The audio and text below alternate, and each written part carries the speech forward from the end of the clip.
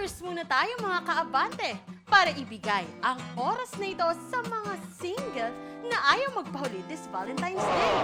Nauuso na kasi ngayon online ang pakulong Rent a Boyfriend. Ikaw, kakasaka ba rito? Check this out.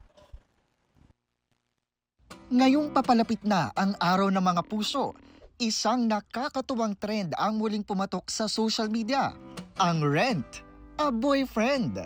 Oo, hindi nyo na kailangan maghintay ng matagal para makakita ng date sa Valentine's Day dahil may serbisyo na para sa inyo. Mga single na naghahanap ng kasamahan sa February 14 o kaya naman gusto lang mag-feel special kahit isang araw lang, may solusyon na. Mag-rent ng boyfriend. At hindi lang mga Pinoy ang nagpaparent, pati mga AFAM naghahanap din ng makakasama sa araw ng mga puso.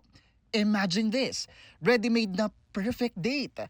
Hindi na kailangang maghanap, hindi na kailangang mag-effort. May mga rent-a-boyfriend services na nagbibigay ng charming at pogi na partners. Handa sa lahat ng kilig moments para sa araw ng mga puso. Para sa mga ayaw magmukhang loner o para sa mga naghahanap lang ng kasayahan at mga cute moments, sulit na sulit ang trend na ito. Pero bago kayo magtaka, may ilang bagay tayong dapat linawin. Hindi lahat ng mga rent-a-boyfriend na makikita nyo online ay totoo. May mga post kasi na para makasabay lang sa trend at makakuha ng likes. Huwag basta-basta maniniwala. Kaya bago kayo mag-book ng inyong rent-a-date, siguraduhin muna kung legit ang offer. So, are you G?